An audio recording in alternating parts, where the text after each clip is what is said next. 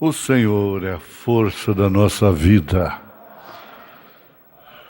Boa noite com Jesus. Da sua glória a história sempre viva, meu Deus e Salvador veio. E Jesus foi o seu nome, nascido em uma manjedoura, para os seus um estranho. Um homem de tristeza, lágrimas e agonia. Oh, como eu o amo, como o adoro. Minha vida, meu brilho do sol, meu tudo em tudo. O grande Criador se tornou meu Salvador, e toda a plenitude de Deus habitou nele. Se todo o mar fosse tinta, e cada haste na terra fosse uma pena, e todos os homens fossem escritores profissionais, para escreverem o amor de Deus acima, secaria o oceano. Ou poderia um pergaminho conter tudo, embora esticado de céu a céu?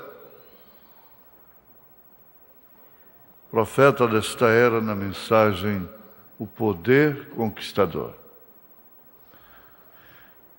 Nós vamos ter a leitura da Bíblia, conforme foi anunciado, na carta aos Hebreus, capítulo 10, verso 19 ao 23.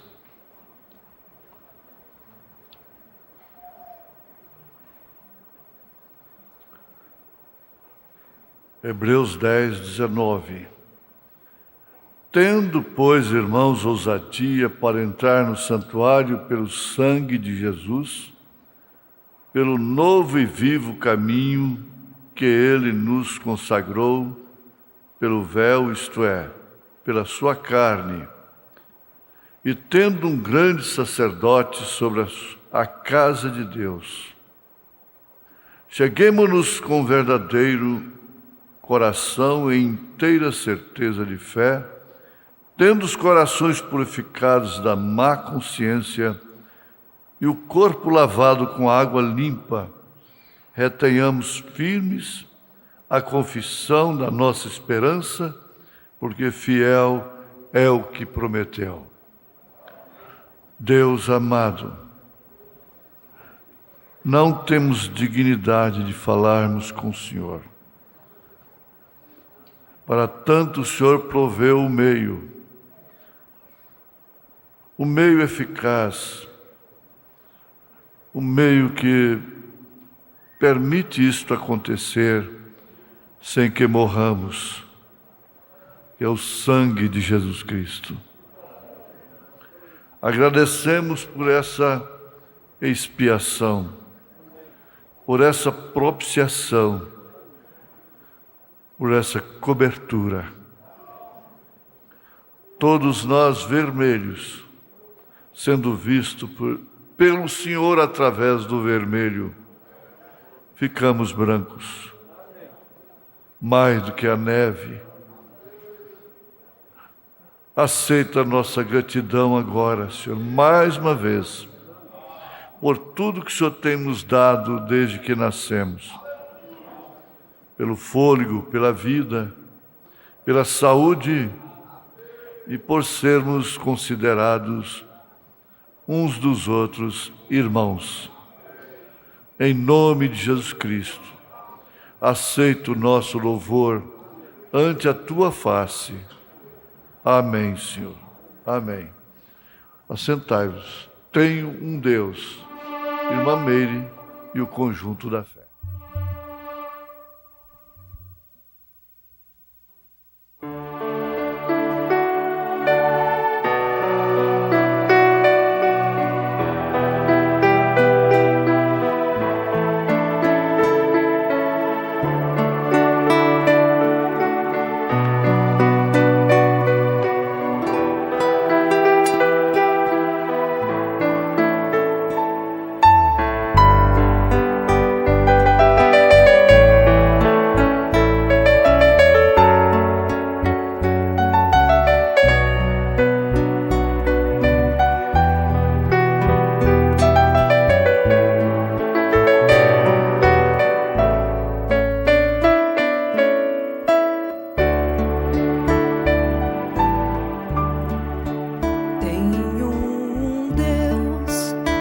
Deus que é real, forte e leal,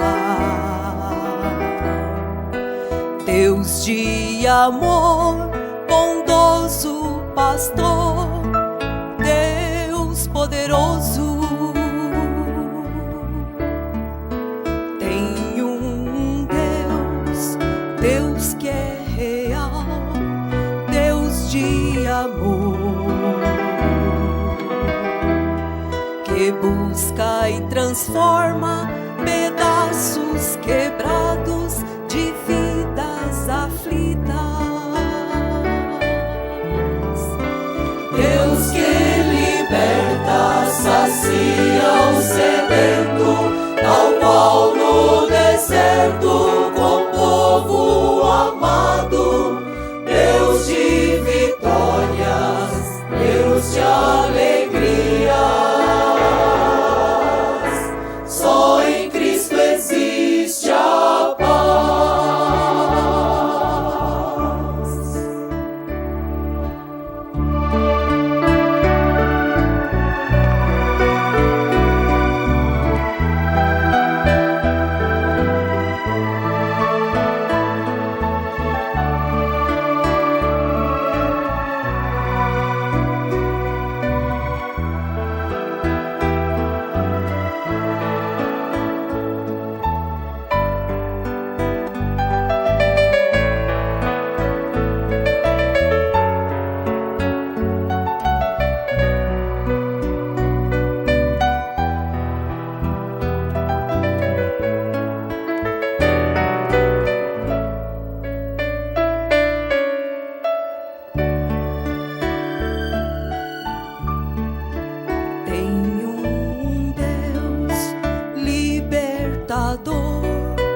Meu Salvador,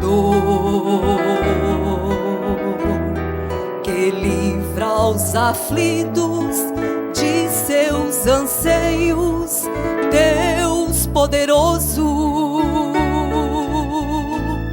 Seu sangue vertido, seu corpo partido, em tudo sofreu.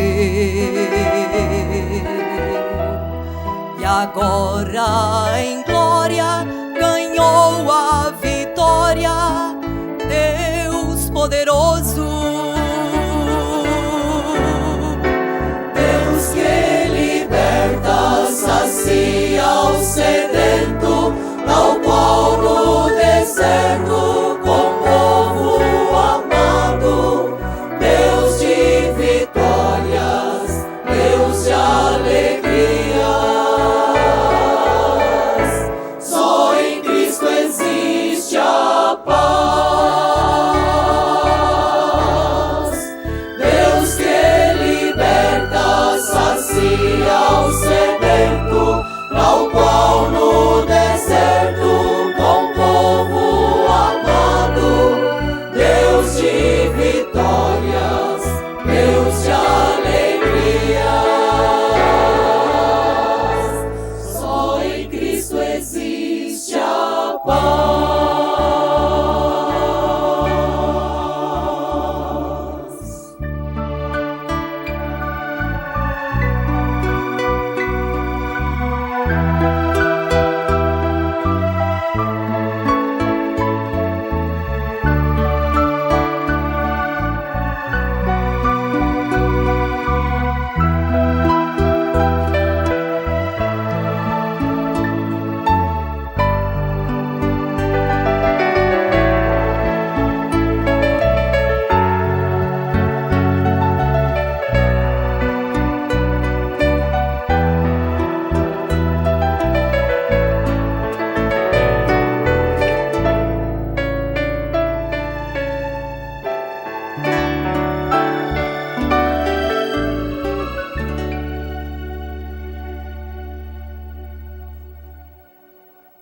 Deus recompensa vocês. Cristo não foi julgado pela força física, porém ele foi julgado pelo caráter. Nenhum outro homem viveu como ele. ou nunca um homem poderia morrer como ele. Nem um homem poderia subir ao alto como ele, porque ele era Deus. Não sou um homem. Mas aniquilou-se a si mesmo.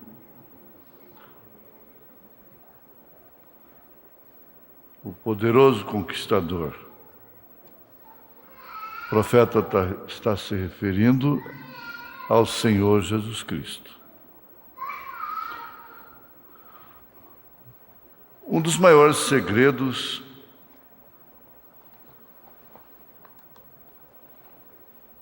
e a melhor, vamos qualificar isto, a melhor aventura da vida cristã e a única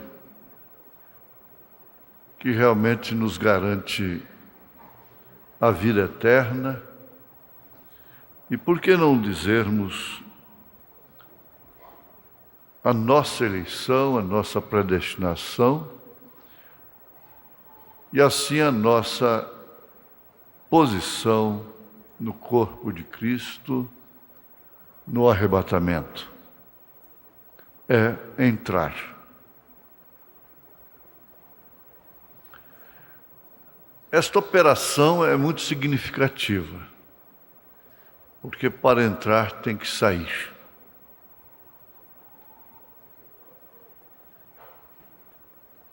Então, dois fatores importantes: sair e entrar. Sair do mundo. Sair do mundo, vulgarmente falando, o mundo do pecado, da corrupção, da orgia, do vício, da moda e da condenação. Sair de coisas boas.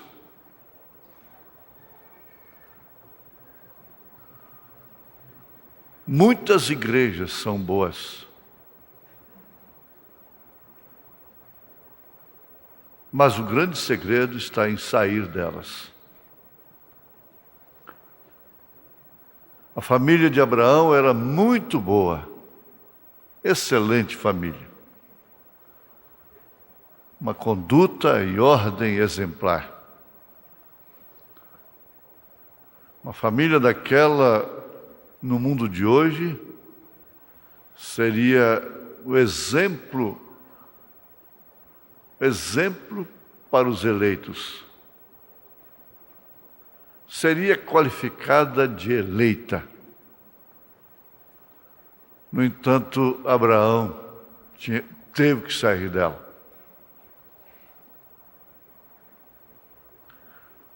É muito importante isso, muito significativo. E nós estamos repetindo aí, há uma igreja dentro da igreja. O profeta mostra isto, mostrando também que havia um Israel dentro de Israel. O Israel que estava dentro do Israel se resumiu em duas pessoas: Josué e Calebe. Todo mundo era israelita, todos eles. Mas o Israel que estava dentro de Israel foram apenas Josué e Calebe. Que coisa tremenda. Agora, sair somente não é o suficiente. Como Israel saiu do Egito, mas não entrou. Dos que saíram, todos pereceram,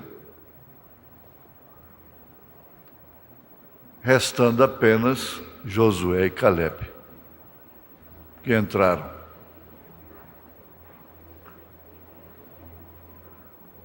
Sair do mundo é um grande passo, mas entrar em Cristo é que determina o destino, sem dúvida alguma. Tendo, pois, irmãos, ousadia para entrar no santuário, pelo sangue de Jesus, pelo novo e vivo caminho que Ele nos consagrou, pelo véu, isto é, pela sua carne, e tendo um grande sacerdote sobre a casa de Deus, cheguemo-nos com verdadeiro coração, em inteira certeza de fé, tendo os corações purificados da má consciência e o corpo lavado com água limpa. Vamos voltar novamente ao fato de sair é importante, é fundamental.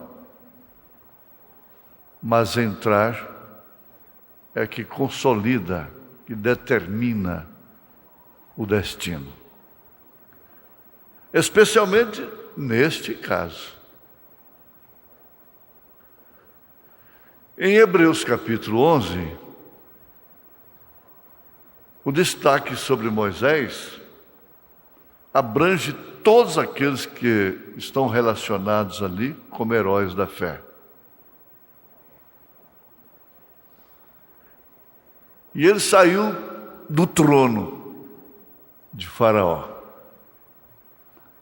saiu do palácio, saiu do reino, do poder em suas mãos.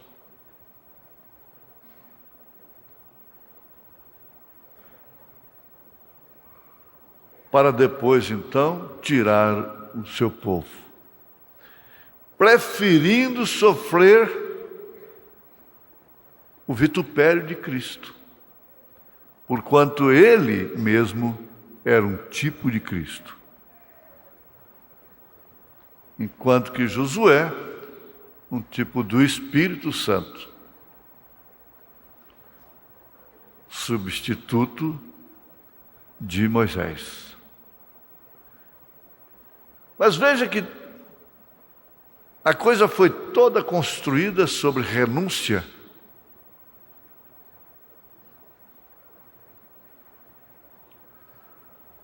sobre determinação, escolha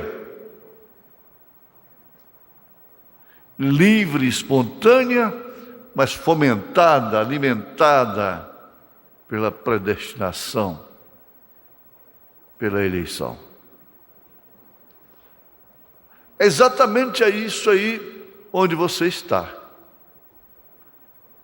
onde o eleito está. Eu devo uma leitura, e não sei por que ela está aqui. Não sei se casa, se ela já foi citada hoje na fita, no companheirismo. Que é 1 Timóteo capítulo 2, verso 9 ao 15. Que do mesmo modo as mulheres se ataviem em traje honesto, com pudor e modéstia, não com tranças, ou com ouro ou pérolas ou vestidos preciosos, mas como convém a mulheres que fazem profissão de servir a Deus, com boas obras. A mulher aprenda em silêncio, com toda a sujeição. Dá até para dar um sorrisozinho, né? Não permito, porém, que a mulher ensine nem use de autoridade sobre o marido, mas que esteja em silêncio. Porque primeiro foi formado Adão, depois Eva. E Adão não foi enganado, mas a mulher, sendo enganada, caiu em transgressão. Salvar-se-á, porém, dando à luz filhos, se permanecer com modéstia, na fé, na caridade e na santificação. O mundo do qual o apóstolo São Paulo saiu, mundo religioso, farisaico, estendeu por toda a terra, por todo o mundo, aquele espírito. Tem a petulância, a arrogância, a estupidez de qualificar a São Paulo como machista. Ele é considerado pelo mundo denominacional clássico, pelas mulheres, como machista, o que é um insulto ao Espírito Santo. Porque ele próprio afirmou: eu recebi do Senhor o que também vos ensinei. E com autoridade apostólica ele diz: não permito que a mulher, isto falando à igreja,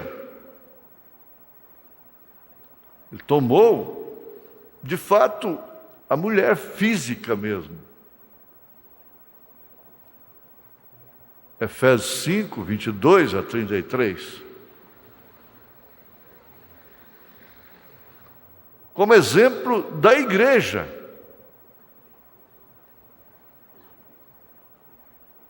Para expressar, então, assim,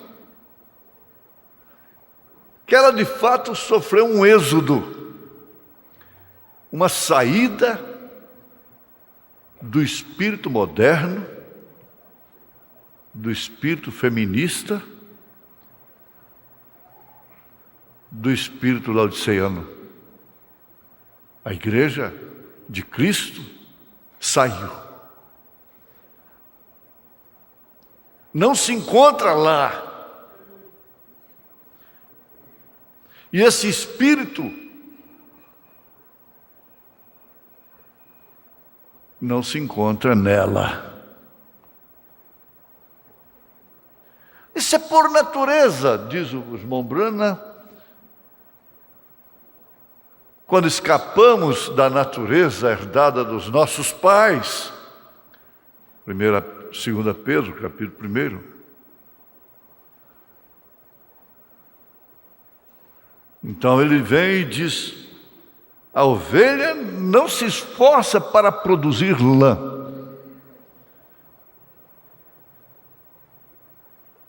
Ela produz a lã porque é ovelha. Tosqueiam-na e logo ela está coberta novamente de lã.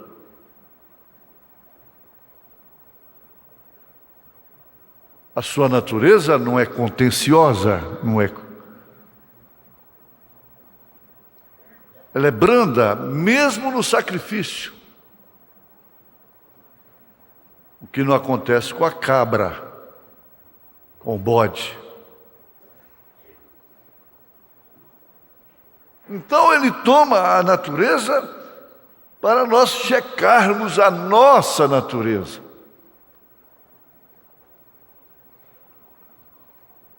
Para vermos onde estamos,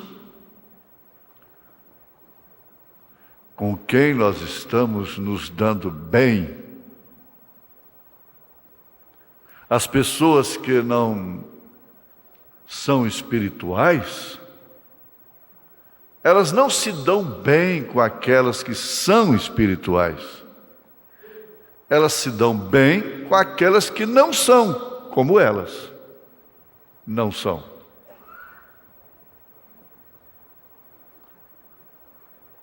Não conseguem ter um relacionamento efetivo, cumprindo assim a Escritura. que as aves da mesma plumagem voam juntas. Cumprindo assim aquele provérbio baiano a respeito do gambá. Um gambá cheira o outro. Agora, veja, é a coisa mais certa, tendo o mesmo cheiro, não sente mal com o cheiro do outro. Não estranha. Combinam entre si. Então, esta é a razão pela qual até as nossas crianças sofrem. Elas já nascem numa guerra.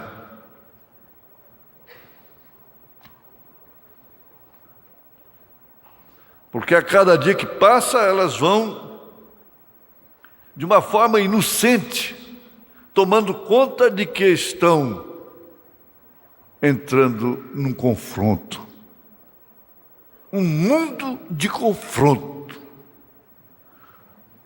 E logo começam a ouvir isto. Não, não, não, não pegue, não faça, não vá, não coma, ou então ao contrário. É assim que é a vida. E nós temos de entender que nós não estamos num piquenique, diz o irmão Branham. Nós estamos num campo de batalha. Pelo fato de termos entrado véu adentro, não significa que estamos livres de lutas, de feridas.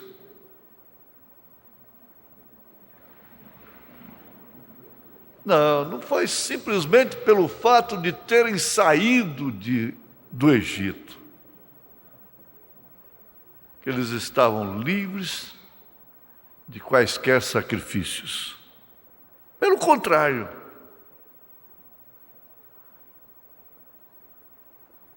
eles foram convocados a terem fé. Lá dentro do Egito, Moisés não poderia jamais fazer por eles aquilo que ele fez no deserto. Tinha que sair de lá. Mas tiveram muitos obstáculos físicos, passaram por muitas barreiras humanas, povos, e da própria natureza, faltando água.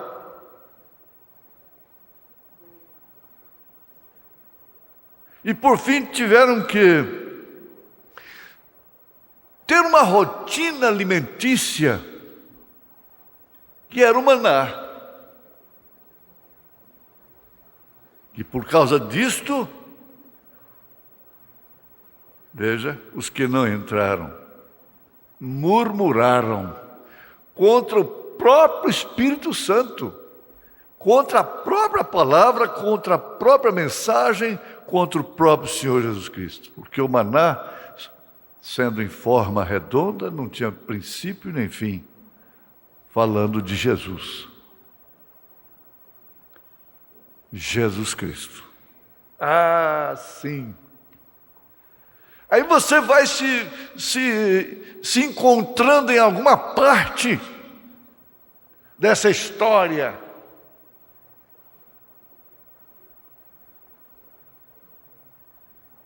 E vem através do Velho Testamento, através do Novo Testamento, se identificando com mulheres e homens que viveram situações insuportáveis.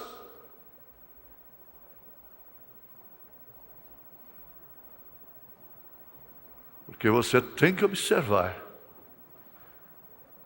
Qualquer situação, por mais difícil que seja hoje, não se pode comparar com situações que a igreja enfrentou na Era Negra. Isto falando fisicamente. Canta-se, se vê fitas, filmes, leões, fogueiras, atrocidades diversas. Mas ninguém pode imaginar realmente o que significou aquela aflição, aquela prova. E conforme nós comportamos mediante as nossas provas, nós podemos constatar de que maneira nós nos comportaríamos se estivéssemos lá. Se estivéssemos no deserto, seríamos um daqueles que murmuraram. Teríamos perecido, portanto. Se estivéssemos nas eras, então negaríamos como muitos negaram. Porque a razão tem tomado conta, e para sair da razão tem que entrar véu adentro. Tem que sair. A lógica, os sentidos jamais permitirão uma escritura como esta, 1 Timóteo 2, 9, 15 referências, ter o domínio total e absoluto sobre a igreja.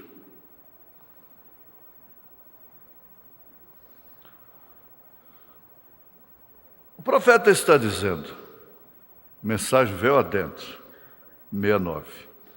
Nossa fé não pode descansar sobre nada. Sobre nada. Para começar, ela é o firme fundamento das coisas que se esperam e a prova das coisas que não se veem. Ela mostra a recompensa da nossa fidelidade lá adiante. Um cristão tem que ter fé, tem que ter um lugar sólido onde descanse.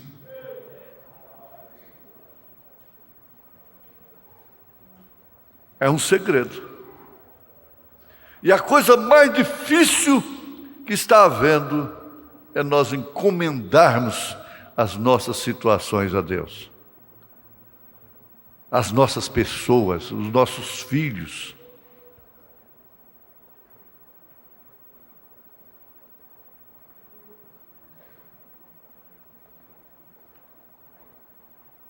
Ignoramos um fator muito importante, também fundamental, que preocupação não tem virtude.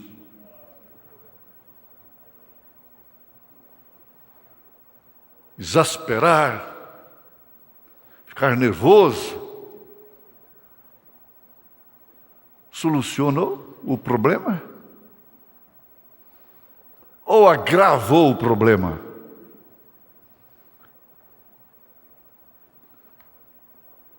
É um lugar sólido onde descanse. Vocês sabem disto.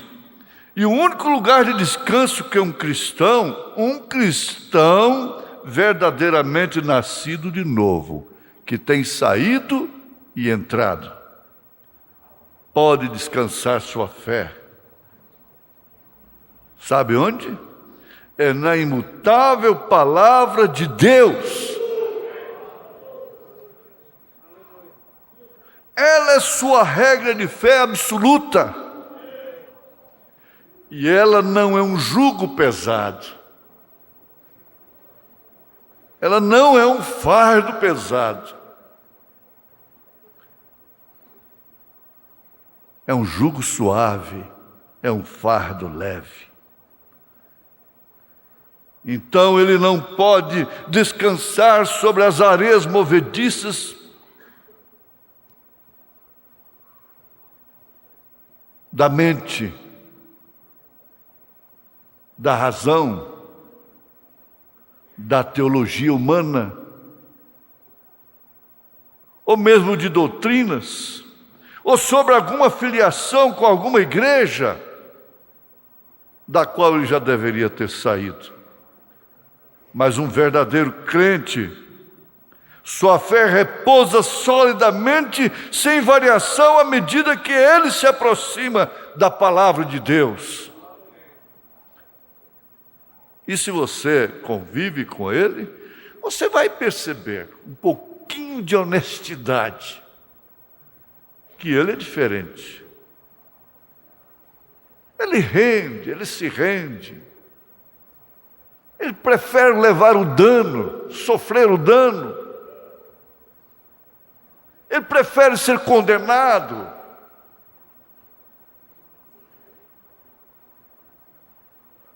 Porque essa fé da qual ele está falando, não discute.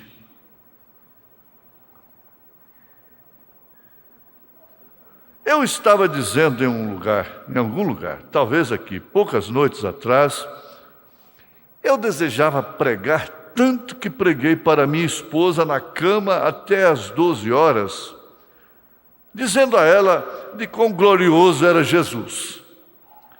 Um texto veio ao meu coração. Ele ardia de tal forma em mim até o ponto em que eu não podia descansar com aquilo. E lhe disse: querida, quero pregar para você um pouquinho. E ela se levantou, por graça ela me escutou. Que mulher graciosa, escutar um marido pregador. Eu dizia, a fé cristã está baseada completamente em repouso. Aí então ele estava repreendendo a sua mulher? Não. Ele estava encorajando-a. Ela teria pela frente o que teve de fato. Comportamento difícil de filhos, da filha, principalmente Rebeca, e até o dia que ela partiu, sofrendo, sofrimento de Sara, sofrimento de toda a família, de José. José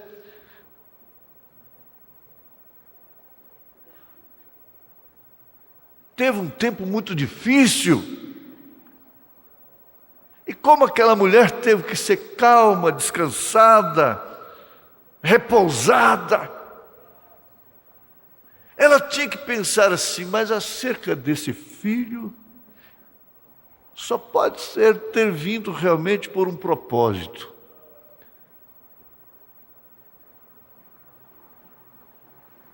Até que logo ele teve uma experiência de salvação. Depois de jovem, depois de tanto trabalho, passa a viver com ela aquele período.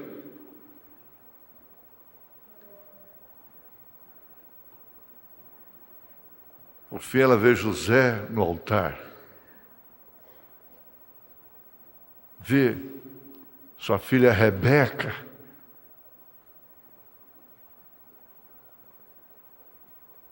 sendo o que foi até o dia de morrer. Então, querida, a fé cristã está baseada completamente em repouso. Olha para cá, não durma. Você está com sono? Eu tenho que ser um pregador eloquente para você, então. A fé cristã está baseada completamente em repouso.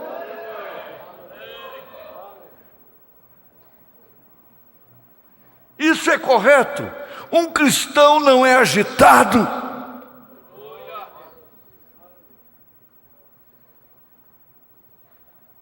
Agitado, agitada.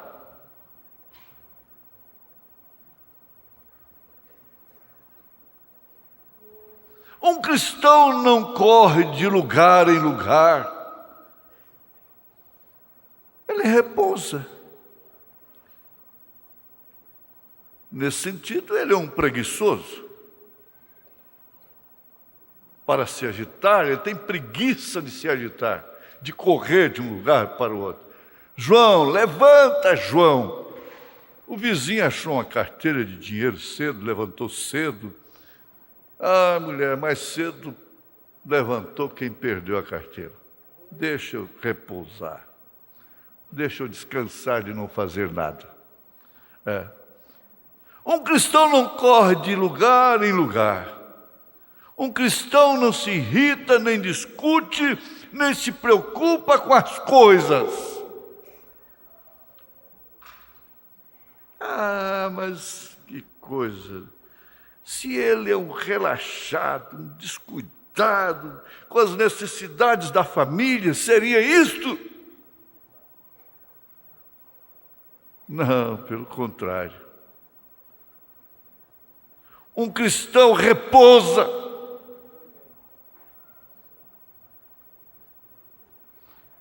Tudo tem terminado, tudo termina para o crente no Calvário. Isso é o correto. Pode vir a enfermidade e ocorrer decepções.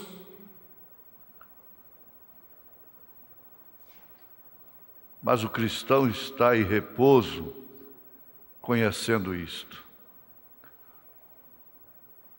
O cristão nunca será uma pessoa aniquilada na fé, decepcionada, escandalizada, com decepções. Ele conhece isto, que Deus é capaz de guardar o que Ele tem feito, sabendo que não importa o que for, ou como pareça, não há enfermidade nem morte.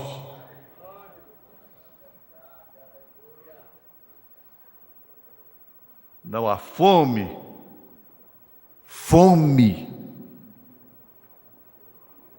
Que Paulo diz.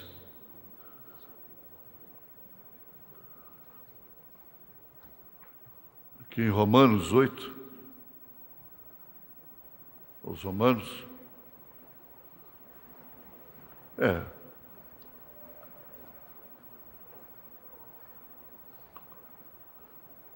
Que diremos, pois, a estas coisas?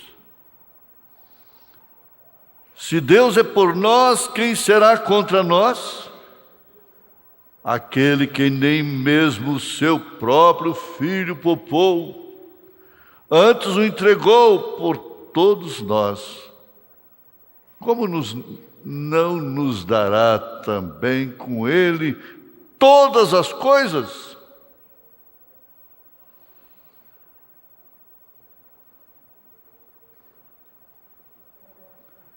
Quem tentará acusação contra os escolhidos de Deus? É Deus quem nos justifica. Se você for ceder a sua razão, você vai começar a acusar escolhidos de Deus. Você vai ter muito que criticar na igreja de Cristo. O profeta fala isso. E ele diz que é o diabo que vai lhe mostrar. Quem os condenará? Pois é Cristo quem morreu, ou antes quem ressuscitou dentre os mortos, o qual está à direita de Deus e também intercede por nós. Quem nos separará do amor de Cristo? A tribulação? Veja, perguntando, a tribulação, ou a angústia, ou a perseguição, ou a fome, ou a nudez, ou o perigo, ou a espada? Às vezes a fome não separa, mas a abundância separa.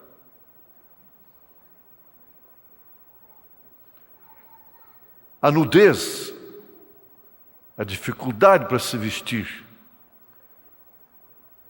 Mas a fartura, o excesso,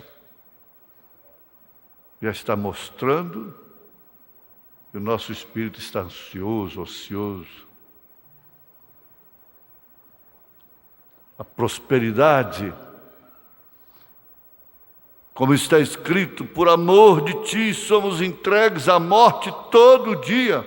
Fomos reputados como ovelhas para o matadouro. Mas em todas estas coisas somos mais do que vencedores por aquele que nos amou.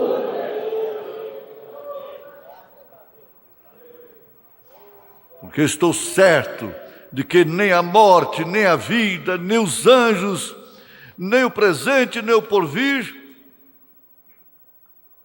nem as potestades, nem o presente, nem o porvir, nem a altura, nem a profundidade, nem alguma outra coisa nos poderá separar do amor de Deus que está em Cristo Jesus, nosso Senhor. É por isso que esse homem estava cantando lá na cadeia. É por isso que Pedro estava dormindo na cadeia. Dormindo. Sendo que no outro dia o seu pescoço seria amputado. A situação.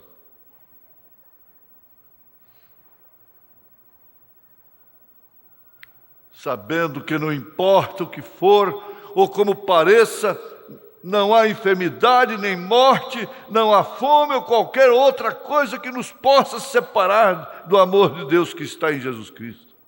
Estamos em repouso.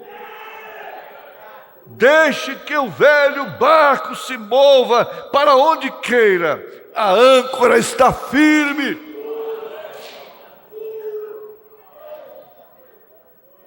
Eu gosto muito do que Noemi disse para Ruth. Descanse, Ruth. O homem não terá sossego enquanto não fizer a operação que ele tem que fazer. Enquanto não redimir. Tem que saber que nós somos problema de Deus. Irmão Branham disse isto na mensagem O Sinal. Eu tenho que pregar. Cuidar dessa noiva é negócio de Deus. Deixa Deus cuidar. Está grave. Há temor. O coração está doendo. Deixa Deus cuidar. Deixa acontecer. O que tiver de acontecer, vai acontecer. Aleluia! Glória ao Senhor Jesus Cristo! Aleluia! Santo, santo, santo é o nome de Jesus. Tem que aprender a parar em nome de Jesus Cristo. Amém? Glória a Deus! Todos estão abençoados no repouso da fé. É a mensagem, véu adentro. Muita coisa boa aqui pela frente. Aleluia. Glória a Jesus.